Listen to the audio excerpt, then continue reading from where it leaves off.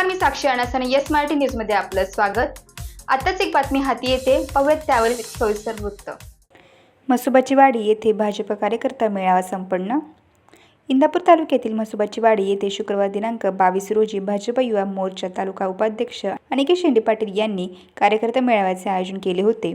यावेळी कार्यक्रमाचे अध्यक्ष माजी मंत्री तसेच राष्ट्रीय साखर महासंघ भारत सरकार अध्यक्ष हर्षवर्धनजी पाटील तसेच भाजपा इंदापूर तालुका कोर कमिटी प्रमुख राजवर्धन पाटील, छत्रपती साखर कारखान्याचे माजी अध्यक्ष अविनाशदादा घोलप, कृषी उत्पन्न बाजार समिती इंदापूरचे माजी सभापती हनुमंतराव वाबळे, पंचायत समिती उपसभापती संजय देहाडे, कर्मयोगी साखर कारखाना संचालक पराग भाऊ जाधव, इंदापूर अर्बन बँकेचे माजी चेअरमन अशोकराव शिंदे, दूधगंगा दूध उत्पादक संघाचे संचालक शामराव परकाळे, भाजपा पुणे जिल्हा सरचिटणीस आकाशजी कांबळे, भाजपा पुणे जिल्हा चिटणीस दत्तात्रय नाना वनवे, भाजपा तालुका उपाध्यक्ष हनुमंत काजळे पाटील, भाजपा कार्यकारिणी सदस्य बाळासाहेब पानसरे, म्हसोबाची वाडी गावचे सरपंच राजेंद्र राऊत, उपसरपंच राणी मारुती पवार, म्हसोबाची वाडी गावचे पोलीस पाटील तुषार झेंडे पाटील, तंटामुक्ती अध्यक्ष लालासो साळुंके, म्हसोबाची वाडी माजी सरपंच नवनाथ दाभाडे, अलकाताई झेंडे पाटील, अण्णासाहेब चांदगुडे, सुजित सूर्यवंशी व बिगनवन जिल्हा परिषद गटातील गावचे सरपंच तसेच पदाधिकारी व कार्यकर्ते यावेळी या कार्यक्रमाला उपस्थित होते। यावेळी बोलताना हर्षवर्धनजी पाटील म्हणाले की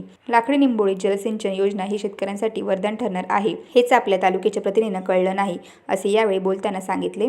तसेच इंदापूर तालुक्यातील 10 गावे व बारामती तालुक्यातील 7 गावांची शेती ही तसेच संपूर्ण शिवार हे सुजलाम सुफलाम होणार आहे।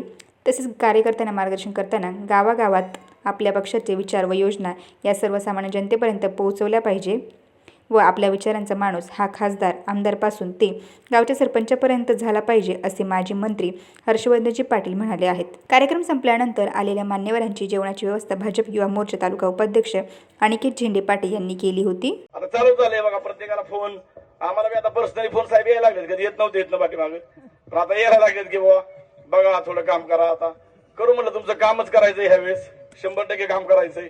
तर सर्व शेतकऱ्यांना, सर्व उपस्थितांना माझी फक्त एकच कळकळीची विनंती की गेलेलं गतवैभव जर आपल्याला या ठिकाणी प्राप्त करायचं असेल, गेलेलं जर आपला प्रपंच, आपल्या मुलाबाळांचा प्रपंच इथनं पुढच्या काळात जर आपला व्यवस्थित या ठिकाणी करायचा असेल तर सन्माननीय नामदार हर्षवर्धन पाटील साहेबांशिवाय या ठिकाणी आपल्याला पर्याय नाही। येस मराठीसाठी संजय चांदगुडे, इंदापूर। अशाच प्रकारच्या ताज्या घडामोडींसाठी येस मराठी न्यूज YouTube चॅनलला शेअर करा, सबस्क्राईब करा, लाईक करा आणि पाहत राहा येस मराठी न्यूज।